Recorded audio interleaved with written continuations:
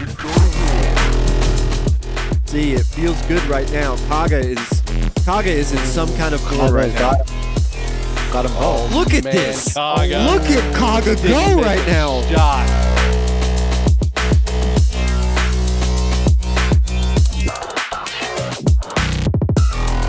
Welcome to USL Live and to the Season 23 Week 4 preview show. I'm your host, Romulocks, and this is a weekly podcast where we revisit the results from the previous week, discuss the upcoming matches, and try and predict the winners and how that will impact the rest of the season. Joining me to discuss all that and more, I am honored to welcome into the broadcast booth my co-host for this evening. First up, we have Mecca. Howdy. We've got Yosh. Hello. And we have Bowen. What up? For more information on the Unified Skirmish League, including schedule, rosters, or how you can be a part of this league, we ask that you please visit uslzone.com. All right, let's jump into Week 3 games. As I said, to start off the weekend, big games abound this weekend. What a weekend it was. First up, we have Anything to Win defeats Pay Pigs 34-22. Your MVP in that game was Saab. Kick it off, Mecca. You were in the game. What are your thoughts? I think this is what we expected, not talking about score at all, just like playtime. I think both squads played it really slow. We kind of expected Pay Pigs to pick left so they could kind of stay around that weed, south left rocks area, and that's what they did for the majority of the match. So we kind of expected that to happen. As far as final score goes, it was definitely tight in the middle. I'm glad that we were able to, pull through and go to the caves at the end. We actually weren't camping at the caves. You'll see in the video. We were there for like a minute, if that. We had to run all the way up there. But yeah, I think it was a good match. I think it's going to be a very similar match if you see it again in the playoffs, which is a possibility. Or I don't remember what map we play them on the next time, but I think it's going to be a close match both times. I feel like people didn't give Pay Pigs the credit they deserve for keeping it close, especially when you slow it down. When there's only 6 battles in the whole game, there's not going to be a blowout. So I think that it did a good job of slowing the pace, and that's how you do beat Anything to Win if you're Pay Pigs. I think is if you slow down the pace. Yeah, I mean, this match kind of went exactly as we thought it would go. We knew that they would camp the left side of their base pretty heavily. I thought there would be a little bit more ambush plays than there was. Maybe we just didn't run into it. I thought they were going to use SL mid a lot more, but it turns out, I think Eric pointed it out at one point in our games, they are literally backed up into their base. That's one of the things we didn't really think they would do because it makes sense, but it's just like we didn't really think you would do that. We thought you would hide on, buildings and stuff like that to try and hide your vision a little bit more than what you did. That match was fun. Yeah, I mean, it was. I almost called the score almost spot on for this thing. I said 35-21. It was 34-22. So, this was exactly how I expected to play out. Again, I think Yosh mentioned, I expected it to be a little bit more kind of like into the South Rocks a bit more, but up against the base, it makes sense, like you said. Yeah, I thought it was the first of 2 high quality games. ATW's games both this weekend were just fantastic. I wouldn't even blame you if you guys did camp caves at the end. It was a good end. It was kind of that's what you're supposed to do at the end of a game is preserve that lead. For ATW side, I would say you guys showed some incredible patience. Sometimes your spread, as far as just how far you guys were on the map, was just incredible to look at. Bowen and I were absolutely amazed at how you were able to keep control of the map being that far spread apart. The patience was really good for you guys. Just waiting for the moment when you could strike because they were Pay Pigs were in full camp, just trying to get you guys to overcommit on one side or the other, and you did very very well with just balancing the sides out. I just notable performances on the ATW side. Saab 6-2 as a medic was just incredible to watch, I thought. And Leak had one of the most amazing break open battle laws I've seen in a minute. It was Remember the one from Weed? Yes, that was Yep. huge. And I mean, it was just it sucked the oxygen out of the room for me when that happened because it was just you knew exactly what was going to happen next, and it was just the moment that you guys needed to really capitalize. On the Pay Pig side, I thought Danny had a rough night to start out in this game. I thought there was a bright spot in Victim playing Ripper. He did really well, I think, all night. I think there's a lot to be said about Victim in that class right now. Splitta did really good job of getting good angles. I thought Mountain 1 and 5 was a little bit rough for him. I've said it all along, and I'm going to continue to say, if Mountain needs to be performing for that team, because he is their number one killer. And 1 and 5 is a rough outing for them. But you're going to have those nights. It's just going to happen. I thought the rough spot for Pay Pigs really was the medics. Manu actually ended up getting subbed out in that second game, but I thought he was the better medic of the night. Havoc was 1 and 5, and I thought he had the roughest night for the entire team overall. But Havoc has played really well most of the time, especially last season. Maybe that was just another off night for him. But I thought the game was great. I thought the score doesn't really reflect how close that game was, and I agree with what Mecca said in the beginning. Pay Pigs did not get a lot of due in the beginning, and this is the second matchup for these two squads is going to be a really unique game to watch. And I think I mean, crap shooters we can talk about here coming up in a minute, but I think there are three squads in contention really that could legitimately do very well in playoffs, and I wouldn't be surprised to see any of them pull a win out. Yeah. Moving on to game 2, we have the match of the week, which was Warhawks defeat Anything to Win 48-41. Your MVP was Kaga in one of the more incredible USL matches I may have ever seen. Mecca, what were your thoughts? First, I want to open up with Soul going 2-8 did not feel like Soul going 2-8. Everybody's been giving him shit, but we literally had to play around Soul the entire Yeah. match. So his stat line did not reflect how well he did. He was holding off entire teams by himself because that Ripper is just so strong right now, and it's hard to kill. I mean, I remember a couple times I had to shoot him, I think, with like 4 SG, some Shrap, and like a couple ARs just to kill him from behind. So I want to get that out of the way first. I think also Warhawks just played excellent. They played a good game all around. They knew exactly what we were going to do. Aside from that open battle, which I think was one of the more creative plays Sovs ever came up with, sending one team all the way through their base and around and pinching the bottom. The Gift literally didn't even know what was happening. He just kind of sat there and died. And he was like, wait, how did they get? But so I thought that battle was, other than that, though, after that battle, I think the wheels fell off a little bit. Anything to Win was not holding chokes well. Communication was definitely an issue too. Kind of too many cooks in the kitchen, I think. But other than that, I do think Warhawks played well. They countered Eric's AT very well too, which in the past on squads with Ernie, Tactical, myself, admittedly, Eric's AT has really controlled the pace with vision and everything. So they did a really good job of holding him off. They always had 2 or 3 people to kind of. I think Rio a couple times was like just waiting for him in like SL mid and stuff like that. So I think they did a good job of taking that true advantage of the vision and pace of the AT out of the game. And I think that was partly why they won the game. And then just Kaga got 15 kills, I think opposite of Soul. Like obviously 15 kills is a lot. I didn't think he was a 15 kill. Like I didn't think he was better than 7 kills better than TG in that game. I think he got a lot of cleanup kills, but he did play very well. I just don't think it was the greatest game I've ever seen from him. But he did play very well, and I think there's some award ramifications coming from that 15-4 as well. Yeah, I mean, this was a pretty fun match to play, and it was a different style too, which is something we were talking about previously when like me, Sov, and Mecca, and the rest of the guys were like talking about the matches. We're like, yeah, the first match is going to play a little bit slower. He's like, but I think Warhawks is going to kind of come right at us, right? All props to them. They played a lot better than us in that match and deserved to win. Soul's getting a lot of shit for some reason. He held off entire teams as Ripper. Like the whole game plan for us, at least, was, hey, let's not die to the Ripper, right? Like let's focus him out, put a lot more fire on him, and he became a focal point of what we were doing. And we were able to neutralize him, but we ended up losing the game for it, right? So, it was just, good game. They played better than us. Nothing more I could say about that.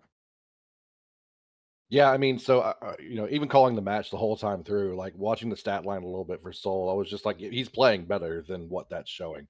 The entire time we kept commenting on it, and I think anybody who's giving him shit didn't watch the match or just doesn't know anything about USL and how angles work. I'm just gonna be that straightforward about it.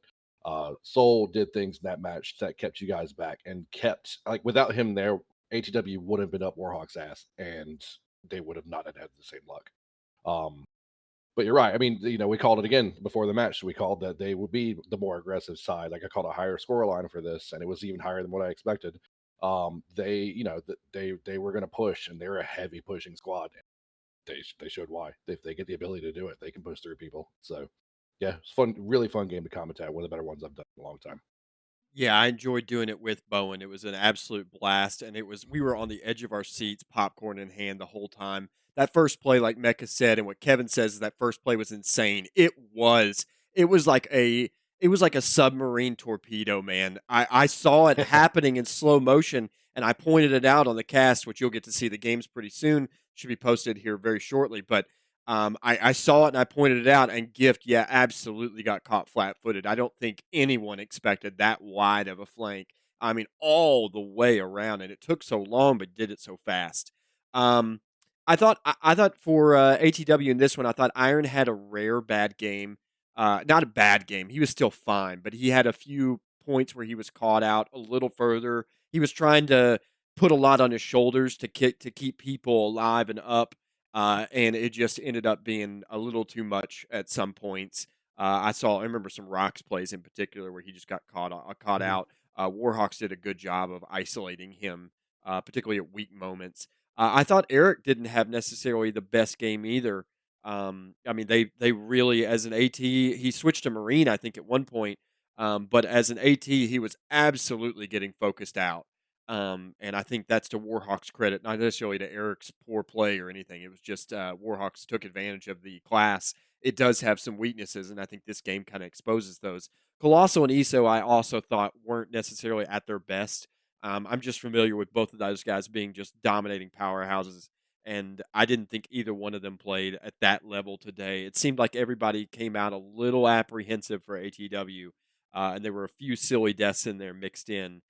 Not silly. I won't say silly deaths in comparison to some of like for instance Nexus or NYPD, but silly deaths in terms of the quality that you guys have on your roster and what you expect week to week. Um, to talk about Warhawks, Kaga the God, man. 15-4. That man was a machine. Bowen pointed it out at one point that he had LMG, and I don't think he missed a single bullet in his entire, like, every single bullet he fired was in somebody. It was nuts.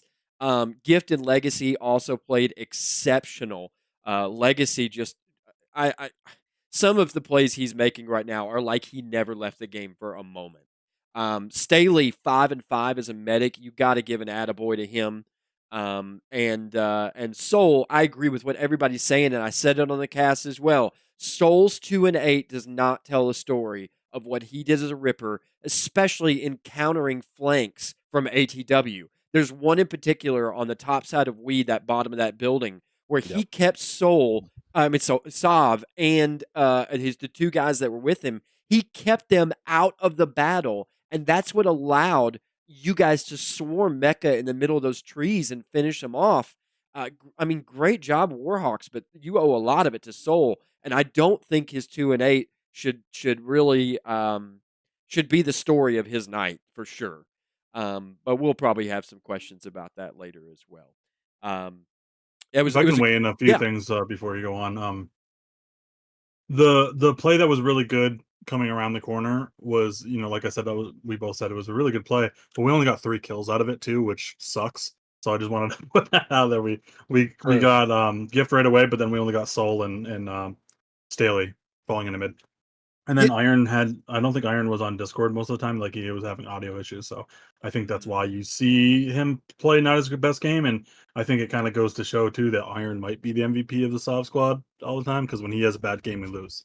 I can So I just agree want to with point those both two of things those out. points. It did look a little disjointed from Iron, and that actually everything makes sense a little more now in my mind. I think that I just want to compliment both Warhawks and ATW. ATW, I saw it twice in a row in both their games. The falling from both of your guys' teams when you guys lose and you know that you're at a disadvantage, the falling is incredible. It's a clinic. And I said it to Bowen as the game was going on. It was like, just look at them. Just watch how they're falling right now. It is just it's efficient even in the way you fall. I remember particularly Mecca, you and Sav retreating up that lane through the middle of SL and USL mid, and then Mercy came out and he was a little bit slower than you guys, and you ended up backing up and covering for Mercy, and you saved Mercy from dying too. That was that was just, I mean, that's just peak play right there. That's just really really solid play. Um, Moving on to a game that maybe didn't go the way people thought it would necessarily go, at least for us, I'll say. Crapshooters defeat Nexus 70-13. Your MVP is Pister. Um, yeah, lots to say about this one for me. Yeah, I don't know with what's happening with the video, if it's gonna be end up coming up or what, but Yosh and I had an interesting time announcing this game. Uh I could say that. Uh yeah, Nexus just came out really flat. I don't know if you guys expected Fossil to be there the whole time or what. But I don't think we ragged on you too hard, luckily. I mean, sometimes just bad games happen. I think Pisser just read everything you guys did too. I mean, they were everywhere. It looked really unpleasant to play in because they were literally in every angle. Anytime you guys tried to push north, they had guys getting vision. Anytime you push south, they had guys getting vision. So there's a few frustrating moments. I saw it too, but I want to give a shout out to a couple people. Spoils going 5-3, playing, I think it's like a third of the game, something like that. I think was huge. His best game to date. Dilatory coming over from CTF, getting a kill, was huge too. We were on no points watch for Fresh, hoping he was going to break the BB record of 0-10 with no points, but he didn't. He only got to 0-7, unfortunately, because he got subbed out. But other than that, yeah, I just think it's an unfortunate game. I wouldn't put too much thought into this game if I was Nexus. I would just move on and not necessarily pretend it didn't happen, but games like this are going to happen. Just not try to let it affect your morale too much, and maybe play dilatory more in the next games, because I mean, he's a really good CTFer, so I think it'd be interesting to see if you guys could unleash him here in SK. Yeah, this match was hard for me to cast because I expected it to be a lot closer of a game. And then when the first three battles happened, it was like, I want to say it was like 21 or something, 20 to 21-0. 1. Yeah.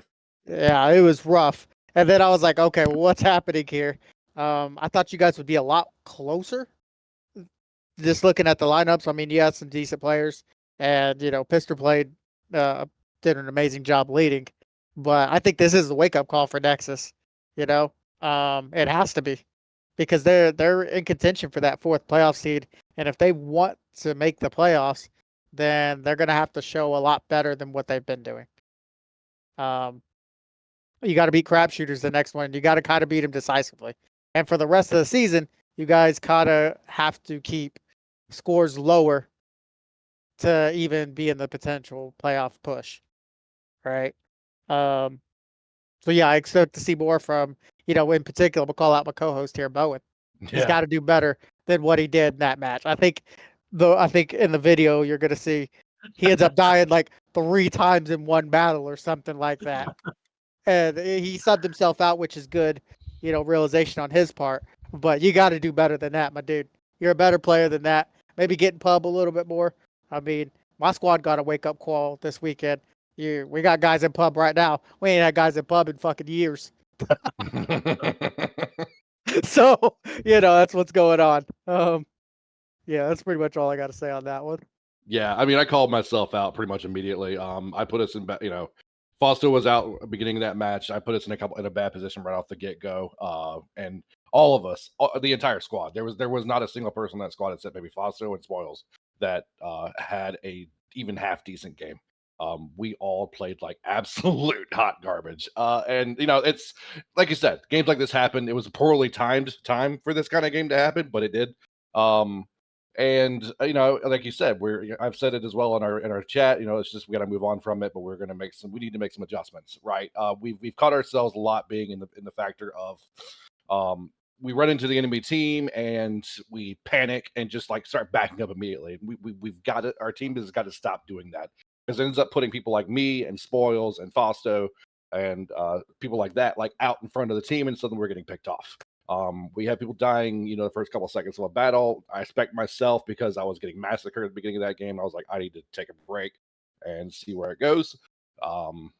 So yeah, I mean, like you said, I can say a lot of things. I won't say them all, but yeah, we're just gonna move on from it, and be better next week and not lose to NYPD. I hope.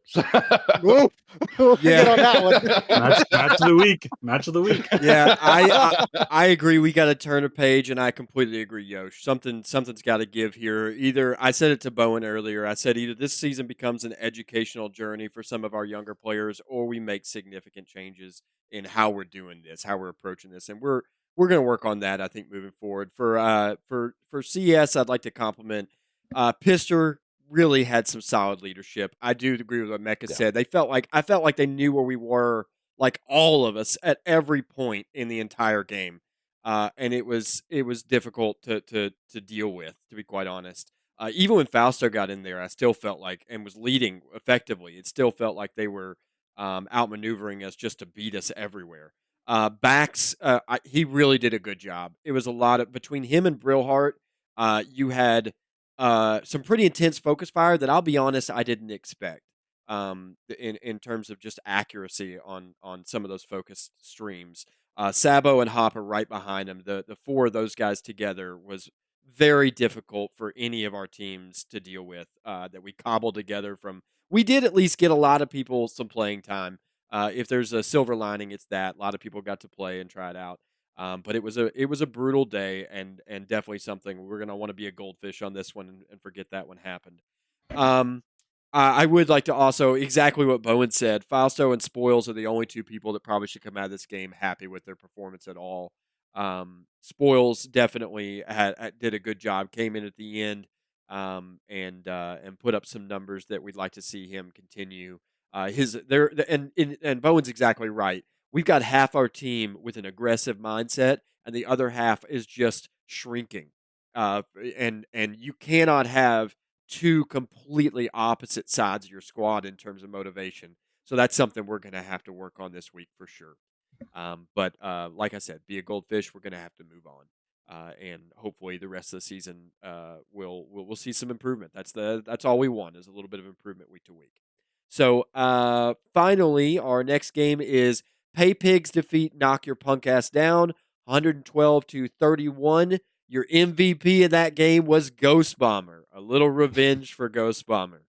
So, Mecca, what's up? Yeah, this was just an absolute smattering. Again, NYPD, I don't know what they were doing. When they played us week one, they kept everything tight, went sevens, and now it just seems like every other game they play, they're just running it down mid. I don't know what the goal to their season is. Like, do you want to have fun? That's fine, but like, isn't it more fun being a little bit organized? I don't know. It just seems like it was just kind of trolling from their part.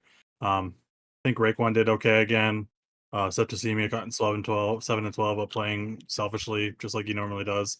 But it was good to see, and I told him I was going to shout out Posty play. He's a CTF veteran as well, plays medic and CTF, but he came in here, played Marine, got 3 kills. I think he had 3 of their first 10 kills too, which is pretty good. And then Yosh's boy Yami Kanichi was in there. Went Yes. 1 and 7. He had a few good streams though, surprisingly. But I'm going to say this again. I think that dude should not be medding. I just don't think that you're ever gonna win too many games with that dude medding the whole game. I think you just let MTR and Fizz med and then just go from there. And then as far as pay picks go, I thought Danny was pretty dominant, but I think Kevin and Typhoon had the better games overall. I mean, if you just look at assist points, they were just everywhere, shooting everything. Typhoon had a really good assault trooper game, and Kevin looked really deadly on LMG. And then Victim again. Victim played well against us. I thought he was probably one of their better players versus us, if not the best. And now you have him kind of dismantling NYPD 2, going 15-3. So shout out to Victim on that. Yeah, this game went kind of how I expected it to go. I'll be honest, I didn't watch all of it. I kind of like watched the first 2 battles of it and went, "Oh, okay. Yeah, this is how this is gonna go." So I can't really comment on who did what too much, but yeah. Yeah, to make a point, kind of what Mecca said. Yami, at one point, I even commented on the fact like he's dodging like a pro right now. Like Mm-hmm. seeing some improvement in him on the SK side, and it's kind of cool to see. But as you mentioned, it's hard to watch some of these games that get up like this. And I even called a bit of a lower score on this because I was thinking that Pay-Pigs would play a little bit more passive, not passive, but less pushy than they were. And it was just straight through down the throat the entire game. Like they just pushed everything. And if they could have gone through their base from the get go, they would have. We had to do camp timers a couple times, even on them just holding in their base because they just were trying to get regrouped. So I mean, yeah, it was brutal, and yeah, I mean, hopefully, NYPD. I'm sure they'll try against us this weekend, and as you mentioned, that dude just doesn't need the med.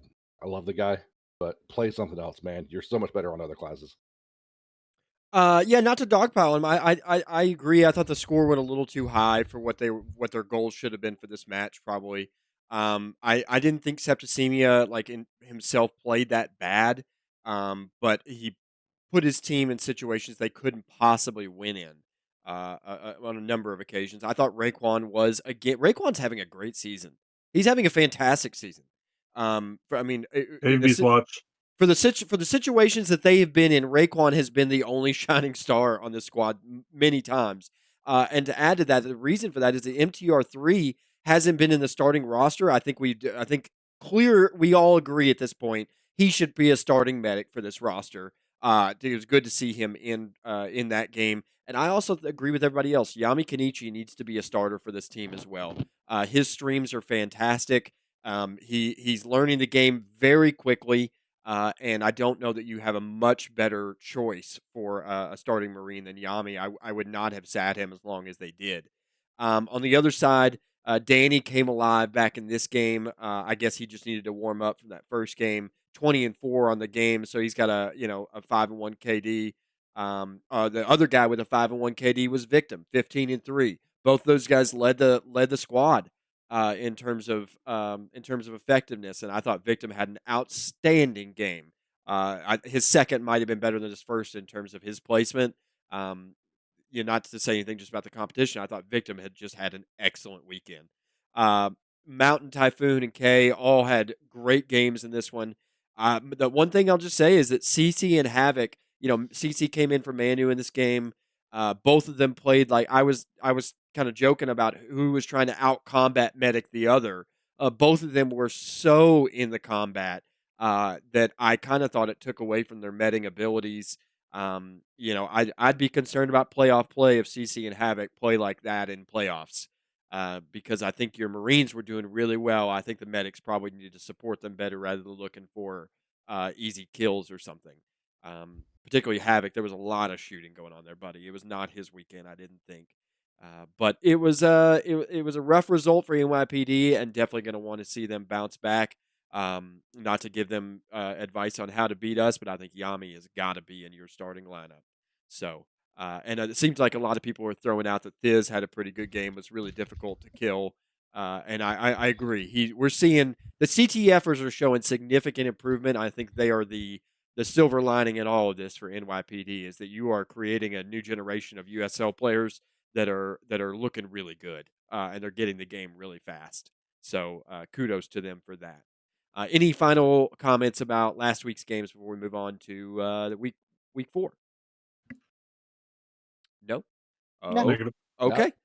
Week 4 games are going to be played on Bombs map, so a little bit of a change in kind of the style of play I think that comes with that map. The 8:45 game is Warhawks versus Knock Your Punk Ass Down.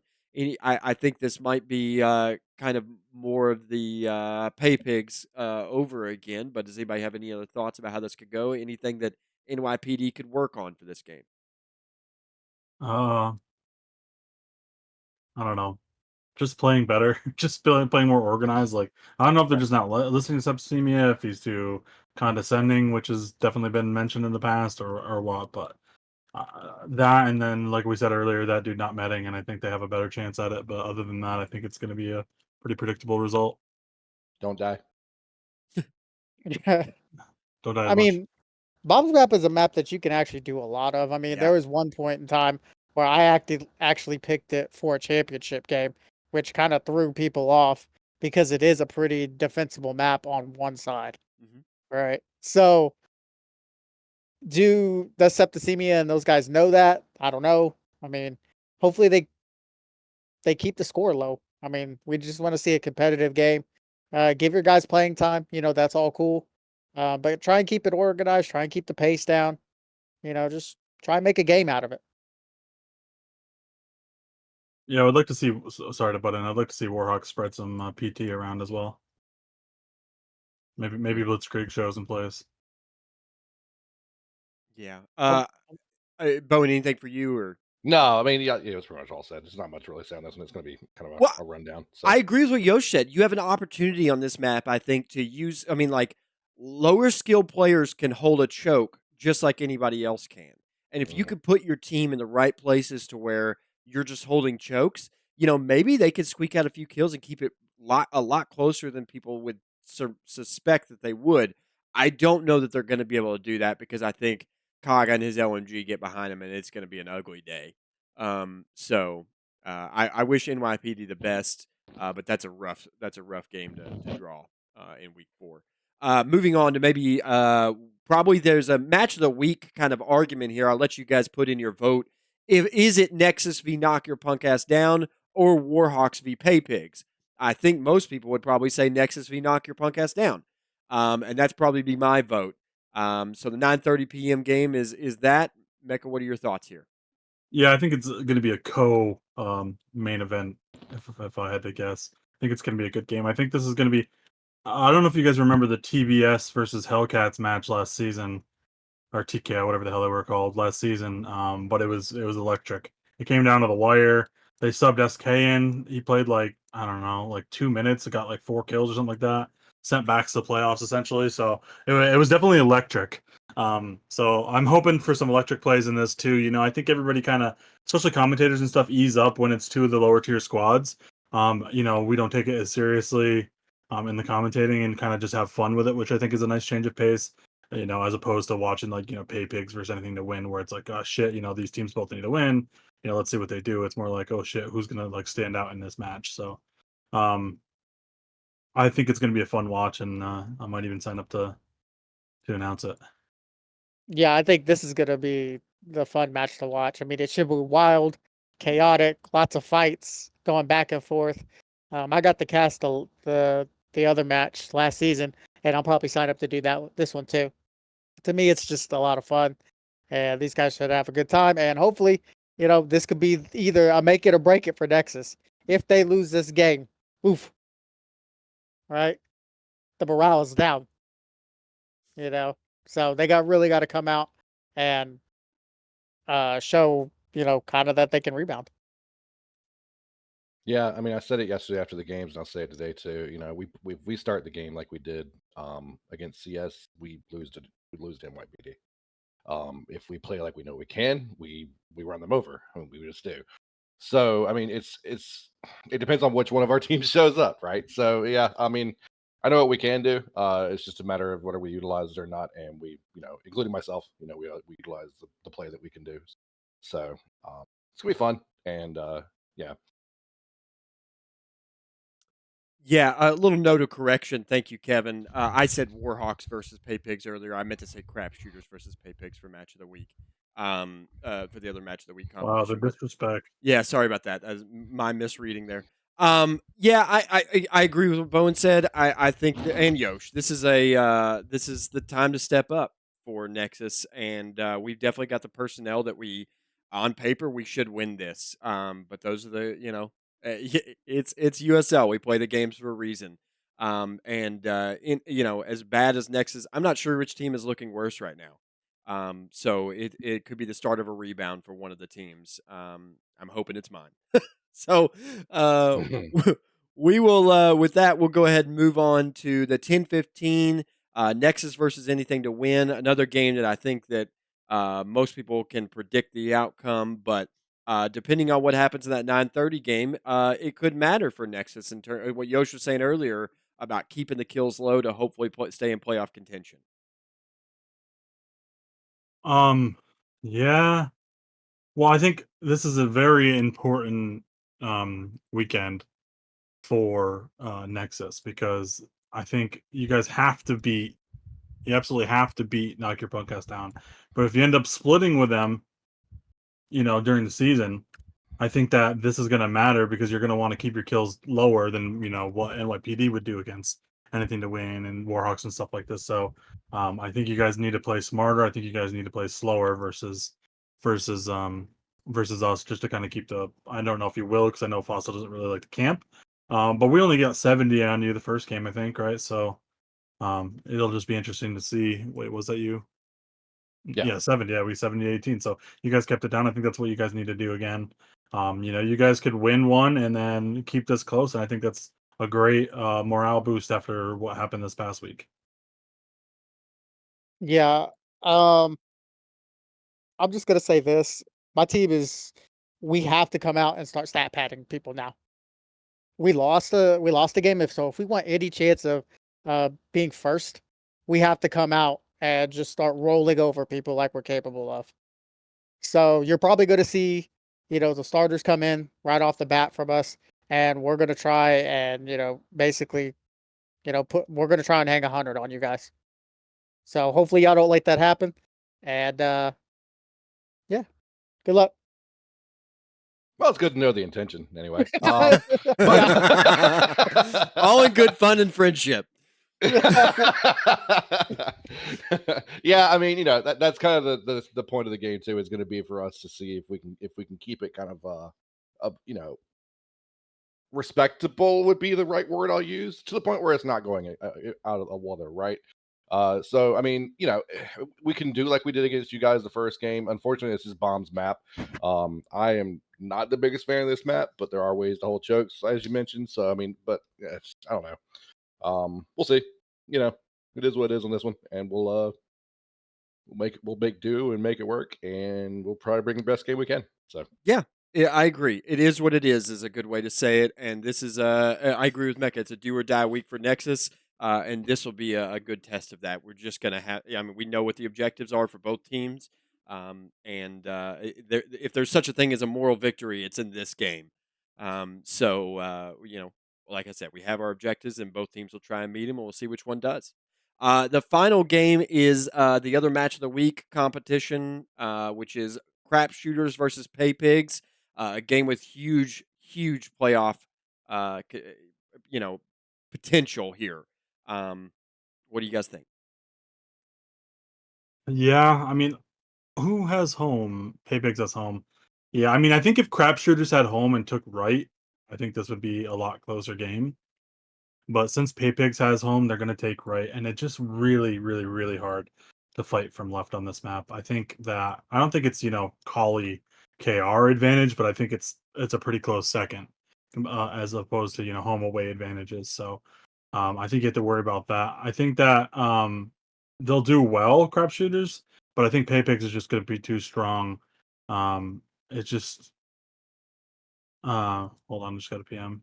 Did Bomb's map change? Is it a changed map from what we played last season? Is that breaking news? I don't Does anybody know. know I about don't know that? if we're Is that using is the that a thing? experimental map or if we're going to use the original. I had not heard we're going to use the experimental M- map, so I assume the MP original. confirmed it's the changed map, so Okay. it will be Oh. a little bit better for left. That is good. Then maybe Crap Shooters does have a little bit more of a chance. Hmm.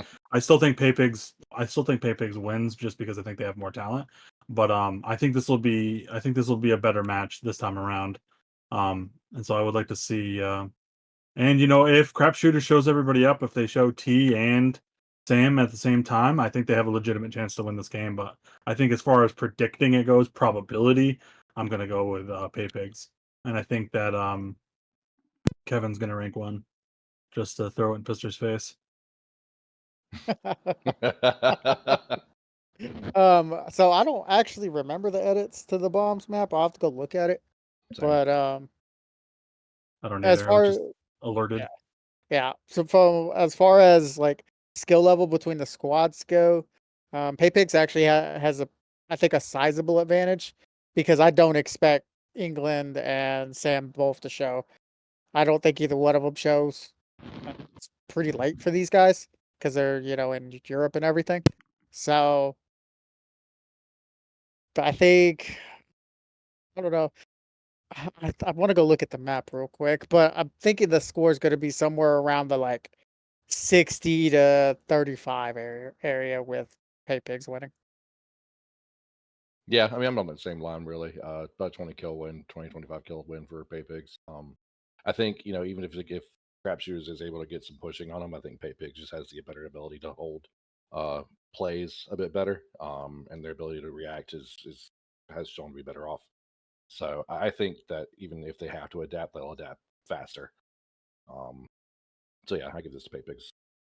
I'll be the one contrarian here. I think that crap shooters have a much better shot than you guys are giving them credit for. I think that if they show, I mean, I'm not saying we played well. We sure as hell did not. But crap shooters absolutely laid it on us Sunday. And if they come out with that level of intensity on Pay Pigs, I think anybody would have a tough time pushing them back. I think that speaking of back, I think backs is a huge addition for crap shooters right now. I think if he comes out playing that well, and if Brillhart plays the game that he's capable of right there, like he did on Sunday, I think those two guys could be a huge factor. Sabotage, a game could not matter more for Sabotage than this one. He's the biggest part. He's the mountain for the other side. And it's gonna, Sabotage and the Mountain. It may come down to who is the better performer between the two of them, because the rest of the squad, I think we can generally know what they're gonna do. I think the bigger issue for CS is the medic lineup, because I think PayPig certainly has them beat out in the medic category, but it depends on if Havoc and CC, are coming out like they were in their last game. I don't know, man. I really think that CS could give it a go. And I think I'm going to put it closer. I think that Pigs win this, but I think it's only by probably like 10, maybe 15. We'll see if they can prove me wrong, but I think crap shooters are they're running together right now. I'm just thinking about Cool Runnings, the Jamaican bobsled team. I was just they are really pulling it together right now, going down that luge, and I'm looking forward to seeing if they can pull it together even more. This is the week to do it. So. Yeah, that's it for week 4. We're going to go now to a mid-season update. We're coming up on week 4, so I asked Mecca to put together a mid-season update for our end-of-season awards. So, Mecca, take it away. Yeah, absolutely. I want to just say there's going to be a few surprising things here. I didn't weigh Oct into this yet because he's only played 2 games and he hasn't really played anybody yet. Just out of 2 games. So I think that Oct's numbers probably would belong in here if he's played more games, and they might at the end of the season. So I just want to preface it with that. But as far as looking at a lot of the other players go, is Rio. I'm just going to start out here with just the kind of shock. Rio is playing well, and I think the stats are showing it. Especially if you're looking at support award early, Rio trounces everybody that I've looked at so far. I mean, the guy's AP percentage is almost 25%. Just for a little context, in years past, the winners I think were 21%, and last season I won with like 19, and that was like that was the high for the season for most of the squads. So that's pretty crazy. Assist percentage. So basically, your assist points as a total of your team's assist points less the medics. So I think Rio is kind of in the early lead there. I think deadliest. I think right off the top, I think you have to look at Kaga. That 15 kills versus anything to win, I think, is just absolutely huge. And then when you're looking at just playoffs alone, versus playoff, right now playoff contenders, Kaga's 26-6. He kind of just trounces everybody else in there. So I think Kaga's the early favorite for MVP, deadliest, something in there, and I think Rio is the assist point leader. So maybe the support award goes to Leo or Rio. And then as far as medic award goes, I mean, Iron didn't play very well, so this is the season somebody could upset Iron. I think. I don't know if they will. I think unfortunately Havoc didn't really play very well on Sunday either.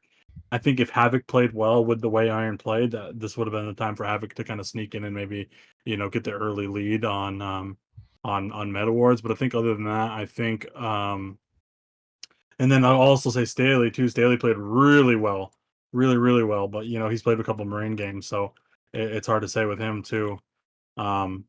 And then anybody else? Yeah, Ketis as well, but I don't think Ketis shows enough. So I think he'll be one of those people that end up winning the Meta Award, but I'm not exactly sure who. We're only 3-4 games into the season, depending on the player. So we'll see who ends up winning that. Yeah, CC. I mean, CC's only got 2 games, but he's had a pretty good season so far. I think Yeah. over Havoc, so I think he'd be in contention as well. It's interesting. I agree with you. The medic award is probably the most in the toss up this season, which is Yeah. kind of interesting compared to seasons past. Unless Iron comes out and just absolutely has a baller game against in the rematches versus Pay Pigs and Warlocks, And and then there's I think 5 it probably weeks to goes Iron go, again. But so yeah, yeah, exactly. plenty of time for anybody to do it. So, Mhm. well, does anybody have any comments on that? Are we ready for a mailbag? It's mailbag time. All right, let's go to the mailbag. Question number 1. First of all, I just want to say again, I'm really disappointed in you all. You did not give me nearly enough funny questions, and I want more funny questions in my DMs and inboxes. So keep them coming, and you're all failures. Question 1. It seems like map choice plays a big factor in class decision for squads. With that in mind, what maps are we going to use for the playoffs this season? Should that decision be made by the entire player base in a poll, or should captains vote on it? I think it should always be captain's vote, but I don't think we know who I is or what map it is. I will say that I asked this question to Tactical, and he has since provided me with an answer that came in just a few minutes ago. He said we are going to poll them after week 6. So that All is the the boys. that The is the boys. official answer. And I polling versus does anybody have any strong preferences polling versus captain vote on this one? I mean, I think it should always be up to captains, like of the playoff Including squad. co-captains, not just regular Yeah, captains. I'm putting captains as in, more than just Plural. one person. Yeah, co-captains obviously make a big important decision on that stuff too, right? For the people that are not in the captain's chat, that became an issue this week. Yeah. Uh, Yeah, so like, I think that's If probably you what have it 4 should be. co-captain slots, use 4 co-captain slots, please. yes, Yeah, yes, yes. 100%, 100%. You should be using them.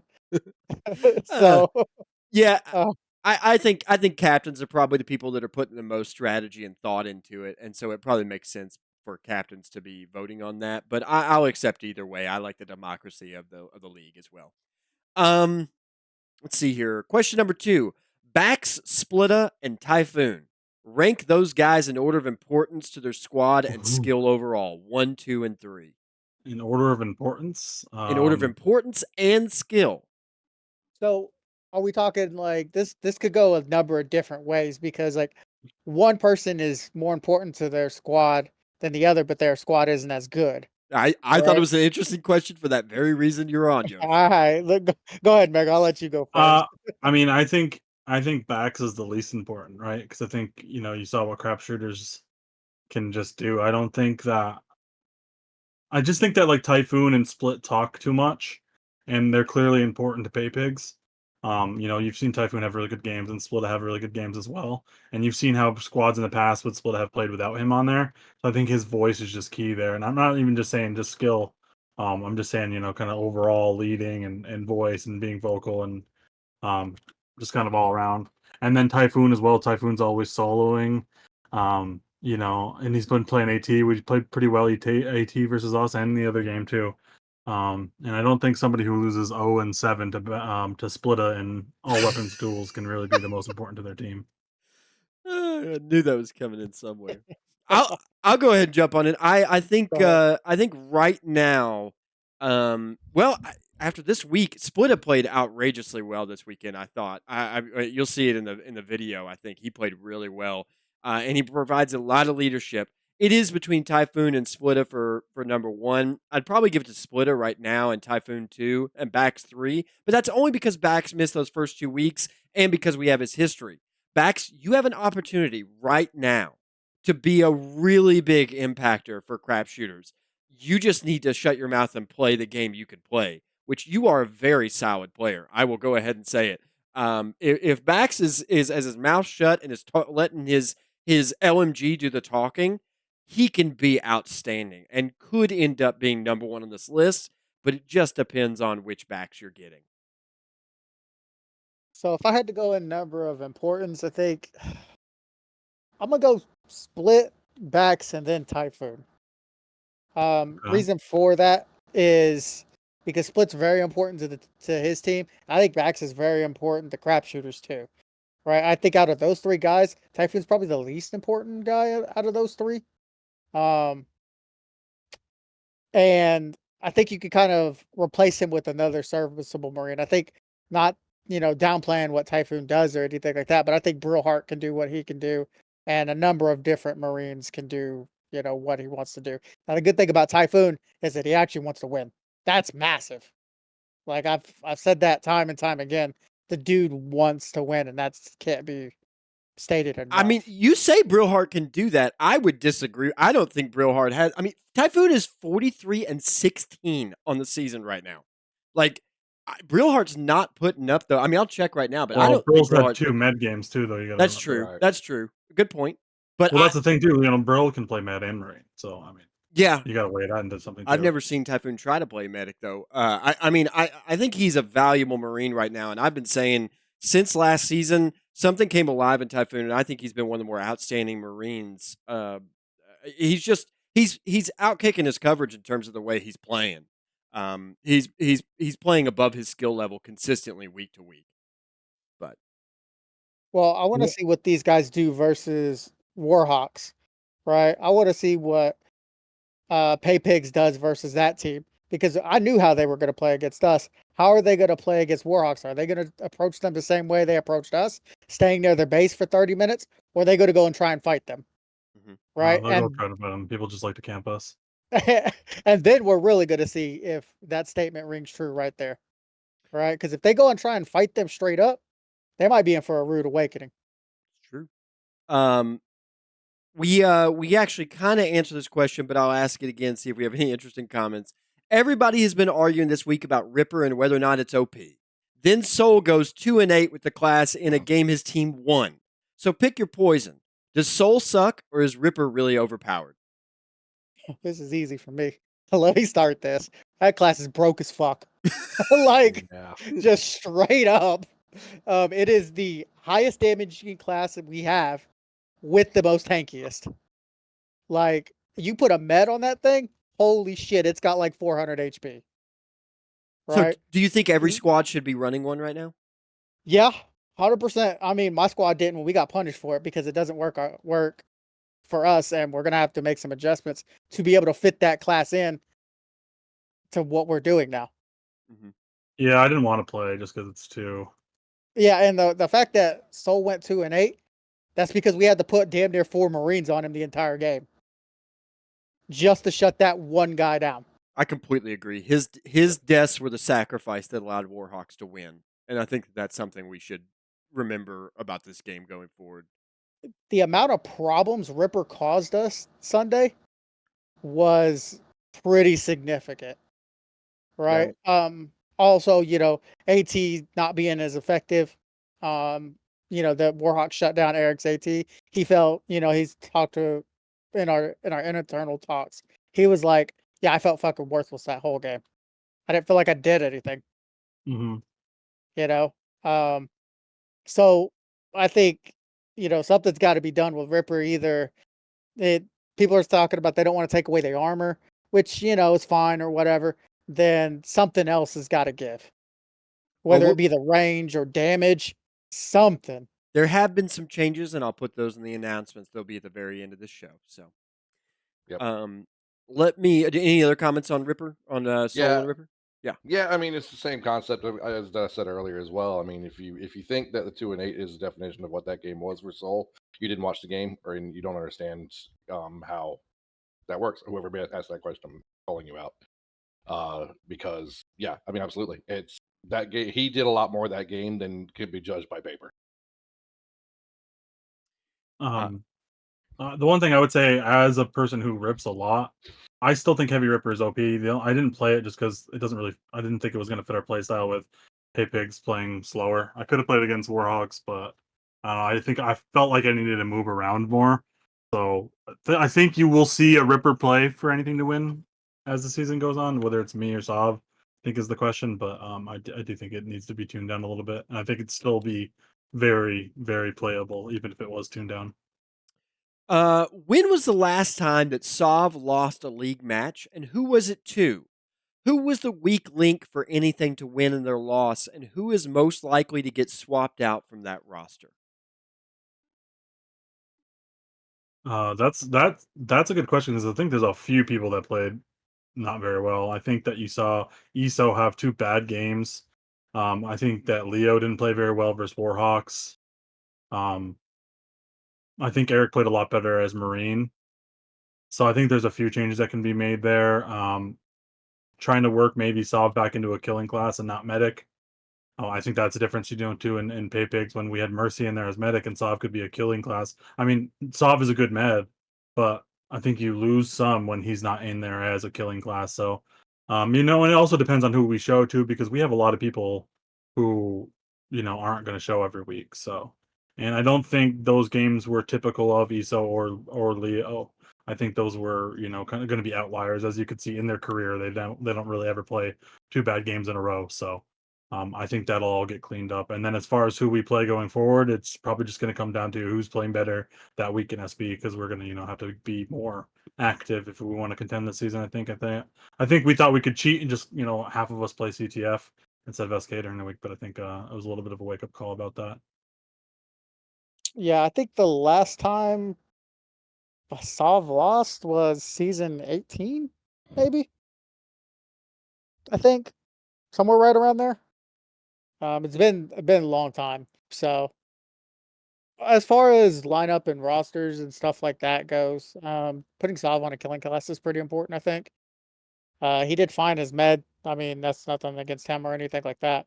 It's just I think that without having Nas or Chris this season, I think we lack a little bit of firepower that we have that we've always had, right? So just putting him back on a killing class would be pretty good for us as well. Let's see what else. I think that mixing new people in, like this is the first time we ever played with Leo, and that's he was talking and he's like, yeah, I've played on this map like 4 times, and he's like, sometimes I felt a little lost on that. Um, Other than that, I mean, not no really panic button or anything like that. We lose it, that happens. It's regular season, you know. Mhm. So whatever. Bowen, anything from you? No, I mean nothing really to add. I mean this is their squad too, right? So they're gonna have the best insight on it. But like Yosh said, I don't think there's a panic button for this. The Warhawks is a good squad. They were going to be the ones that could give them a run if anybody could, and yeah, so it's fine. I agree with no Nas keeper or champion. It's interesting to question where your killer's from, and I hear what you're saying, Yosh, about Sav might need to be in a killer class just because it's really important for him to for him to be active, and he got involved as a medic even, and I wonder how much different it would have been if he was a killing class. I kind of thought I agree that Eric or Leek are probably, if I had to designate somebody to be swapped out, but I don't know who you swap in. Mercy is I mean, he's a good player, but he's a downgrade if you're taking one of those guys out and taking Sav out. But maybe that's what you need to do to get Sav into the position he needs to be in. Mercy's a very capable medic, so that'd be an interesting choice. And yeah, I'd be curious. I wish we had some of those records from that we could go all the way back to see when was the last game we won. I did not do the research, but I will try and find out the answer to that exact question. Um, Let's see here. It appears to me that Sav is engaged in purposefully killing classes that don't benefit his squad. Sniper was nerfed because Sav doesn't like it, and now he's trying to do the same thing to the Ripper class. But it's crickets when we complain about AT and demo classes because he has Eric and Champion on his roster. Is Sav guilty of manipulating class nerfs to directly benefit his squad's playstyle rather than supporting class diversity? Uh, the thing I'll say too is like AT was nerfed, so I don't know why people would say it's not nerfed. Like literally, Eric and Sav both had great seasons on as AT, and so did Ernie, and then it got nerfed. So I don't know if I agree with the premise there, but as far as um demo getting nerfed, I don't think it really needs to get nerfed. I think you can play around it pretty easily. I think if you can't play around demo, then I don't think it's really the class fault. And then AT, like, how much more do you want it nerfed? It's already only viable on like very, very close quarters maps. So like, what else do you do to AT? Do you take the armor down more, or I just don't understand what you think you can do with it at this point. I agree that Ripper. I think everybody thinks that Ripper is a little too strong right now. So I think that's kind of a universal thought. I think that everybody kind of agrees universally that Sniper doesn't really belong in USL. It's just not instinctive to the type of gameplay. So I understand those two. I also think that Demo is a pretty. I wouldn't touch Demo. I think it's pretty perfect the way it is. AT might still need to be changed. We were talking earlier about the law, about whether or not AT should be able to use a law. I think with the speed that class has, that law is a little bit too much. Uh, I kind of would like to see it lose the law personally, and that be the only change that it has. Maybe you even reduce or allow the boost, increase the amount of boost you have in a minute or whatever as a result of losing the law. I think that'd be a fair. It's kind of a scout class. I think it's called an AT scout. A scout class doesn't necessarily have heavy weapons. That's kind of yeah, part but of the Scout trade. Scout always had law. So if you're Um, going with that way, well, I mean, I'm not saying that. shouldn't I mean, I understand that it's always had law in this game. I'm just saying, like, if you went to any other game, a scout class does not have heavy weapons, and there's I a think reason for that. I think if you took law away from AT, it would be absolutely neutered and be played less than sniper. And I don't think that's the goal of changes in this. Well, to me, It's the like advantage one of a game. thing. Oh, go ahead. Sorry. Yeah, I was just saying, like, one thing is sniper in USL just doesn't really fit stylistically, right? Like, you could say the same about IT or AT, but it's way closer.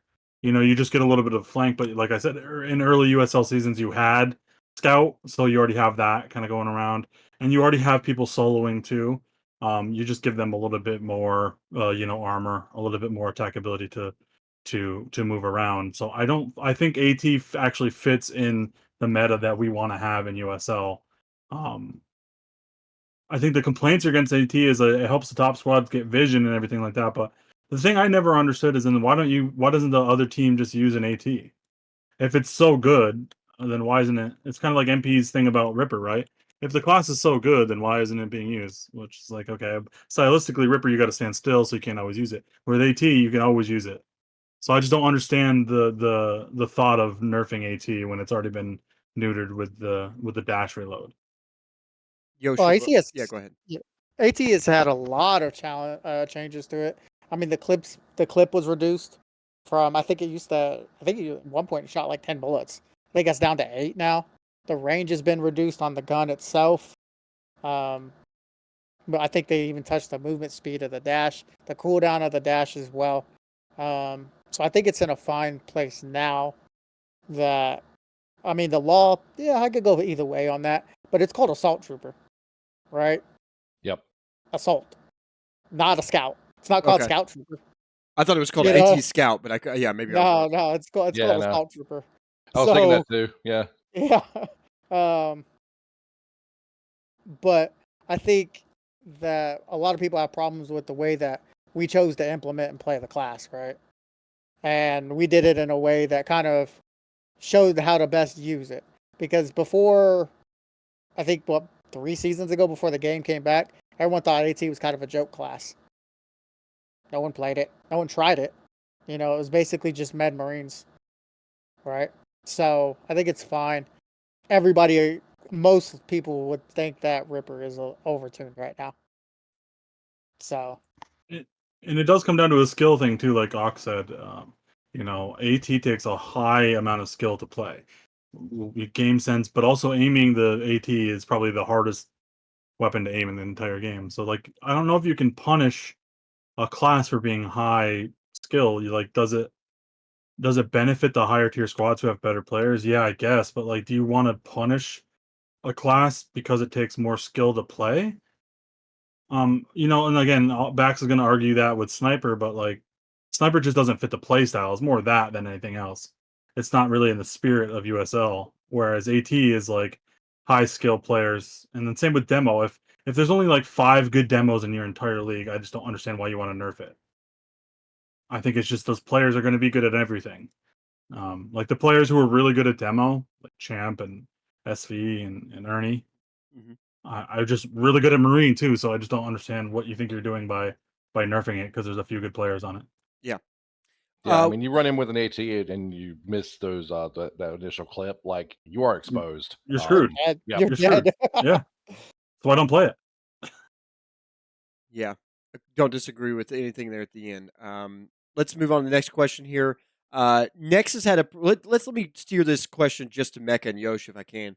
sure. Nexus had a pretty dismal game against crap shooters this past weekend, but Spoils notably played only 10 minutes of the game, finishing with an impressive 5-3 score. He got the most kills on his team and played great in the time he was on the field. Do you think Spoils should start for Nexus, and how would you use that roster differently? I absolutely think Spoils should start with Nexus. I think that Spoils was on One Love and then Hungry Beavers back to back, so I think he's absorbed. I still don't think that he's as good as he could be. Might need a little bit of an ego check in there, but I don't think it's bad to have an ego necessarily. But he's played under 2 really good squads and 2 very structured squads in the past 2 seasons, and I think that he can bring a lot to your team. And also, I think he's one of the only players that push. And with the way that Fosto plays, you need people who push. Sometimes Spoils pushes too much, but I would always take that over somebody who just falls every battle. So I think that there is a spot for Spoils on Nexus. And I'll say this: I think if Dilatory shows up, you need to play him because I think that it's not always a 1-to-1 translation when somebody's good in a different zone and then comes in to play it.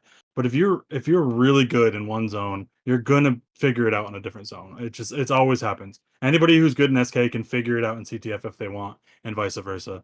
So I think if you give more play time to people like Dilatory, I think it's going to pay off in the end. And I would say the same, just kind of a little sidebar to NYPD. I think the more they play Posty and Fizz, the better they're going to be as well. I think that Don't forget Yami.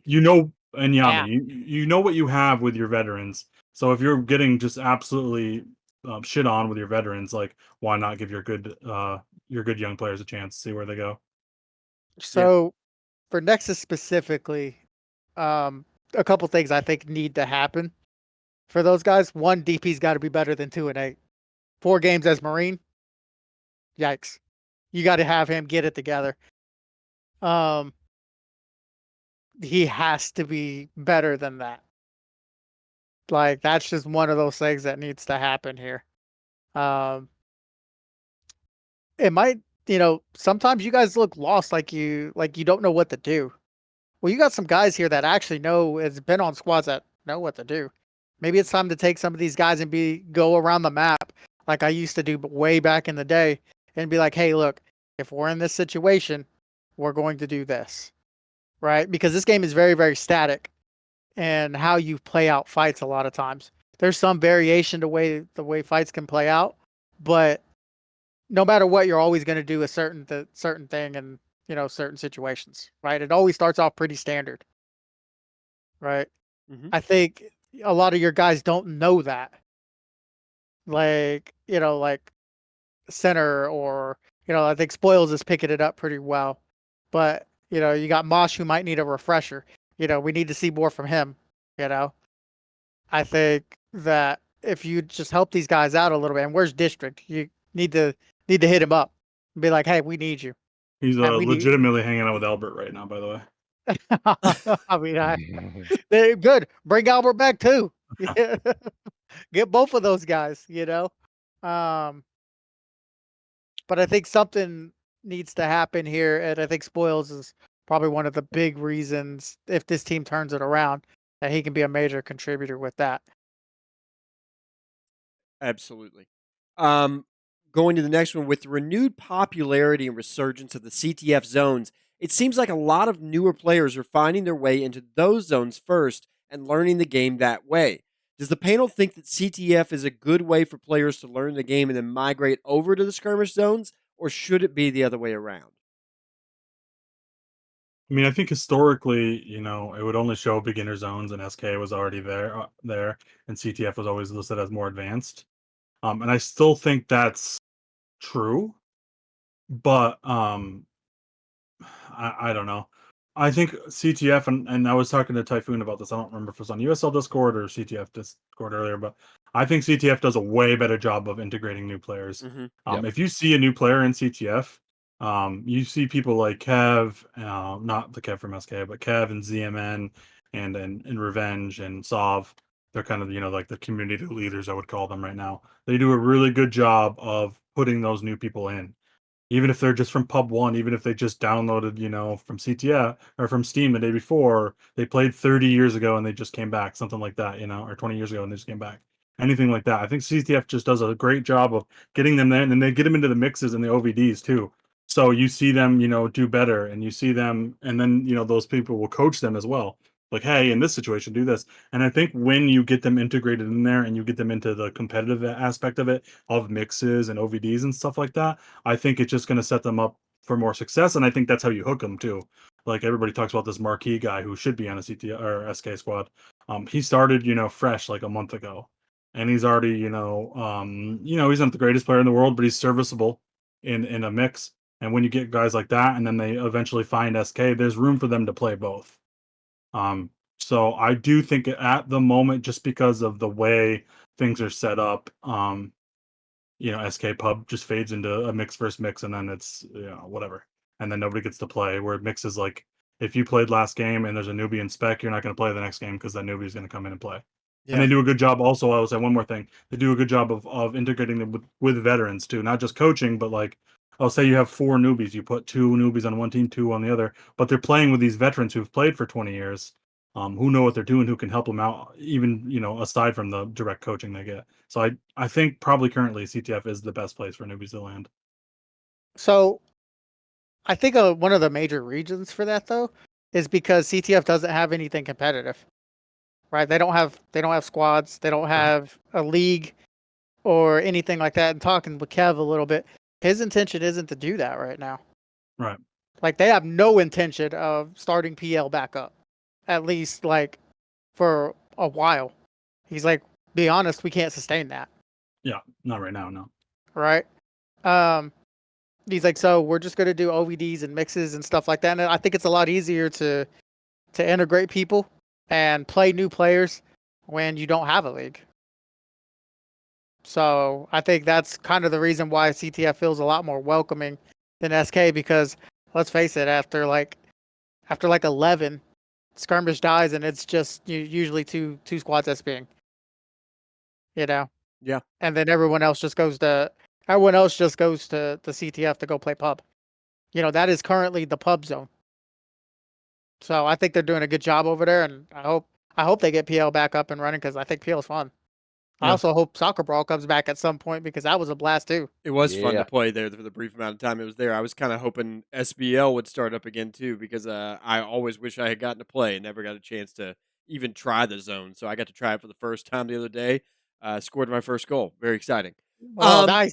Yeah. Nice. Let's. I think we got one more here. Yeah.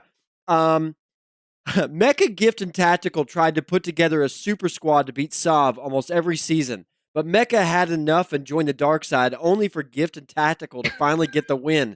Is it possible that Mecca was actually the dead weight all along? Could be. I mean, they did beat us. Savage.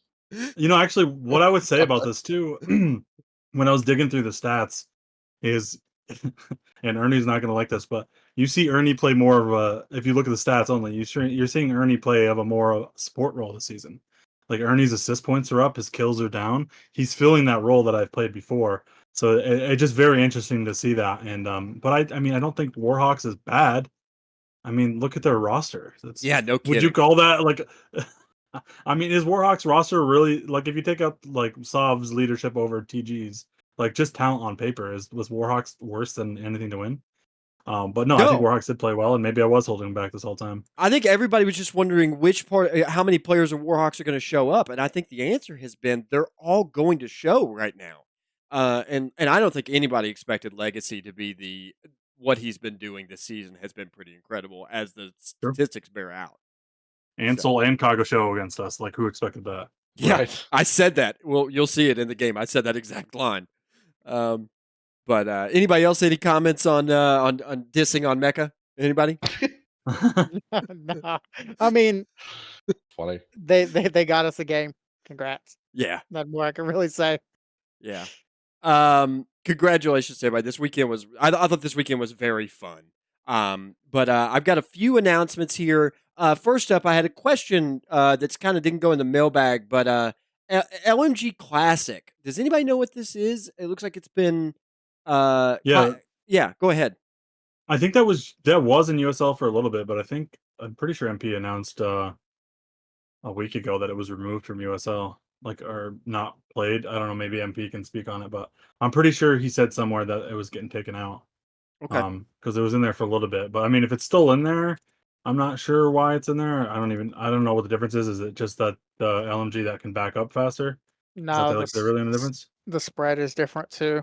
Yeah. Okay. The spread is Okay. different. More like Ripper in terms Yeah, of the but variation. Yeah. Okay. yeah, it's pretty. It's a lot different. I think there's like a one bullet difference too. I think LMG was buffed by one. MP says spread and recoil. Okay. Okay, So okay. I haven't seen anybody play it, so I'm not going to weigh in on it. because it's trash. Oh, okay. Fair. Like Fair. it's fucking awful. Yeah, valid. I mean, I- I feel like people forget how bad LMG used to be in like the SOE days. Nobody was the played only it. Yeah, one playing nobody it. played it. It was just Yeah, a class nobody that was played it. just there. It was just listed on the Yeah. classes you could play. I really like the way LMG works now, and I wouldn't change a damn thing about it. Let me talk about the Ripper updates. This is from MP. Here's the latest update that was just imposed and will be in rotation for testing throughout this week. First of all, Heavy Ripper's rate of fire has been reduced slightly. Heavy Ripper's stream now has a slight bullet spread. Heavy Ripper's range is reduced by 10%, which is back to what it was prior to June 16th. And Heavy Ripper's bullets now have a color change to a different shade of red to distinguish Heavy Ripper from regular Ripper class. So those are the changes that Yosh was asking about earlier. That's what we've got right now. I believe it's going to be amended back maybe by Thursday, unless there's some sort of agreement to let this continue through the weekend. I don't mind modifications like this as long as they're not crazy. And this one doesn't seem very wild. It seems like it's we're trying to hone it to something that everybody wants. So, let's see here. SB Embargo, want to remind everybody again, 10:30 p.m. We're past it right now, so you can play if you want. Help encourage the game population growth. Also by trying to participate in pubs starting at 9 o'clock if possible, if not earlier. And any final comments from any of you guys on the panel? No, it was an exciting week. Yep. I Agreed. look forward to this week. This Yeah. is the Do or I don't have die. to take part. Yeah, I'm looking at you, Nexus. It's time. it's Bowen, DP, Rom. time for Let's see Nexus it. to rise. That'll do it for the Season 23 Week 4 preview show. You can play Infantry for free. Download the game right now on Steam. Just type in Free Infantry in the search bar or visit freeinfantry.com. If you're interested in league play, please visit uslzone.com. Sign up on the site where you can view roster schedules and forums. Also, be sure to check out all our available videos on the Infantry Online YouTube page. Built and maintained by military police, feel free to relive the nostalgia anytime you want by going back to watch play from past seasons. I'd like to thank my co-hosts for the show today. That'd be Mecca, Yosh, and Bowen. This has been Romulocks. You've been listening to USL Season 23 Week 4 preview show. See you all in the game.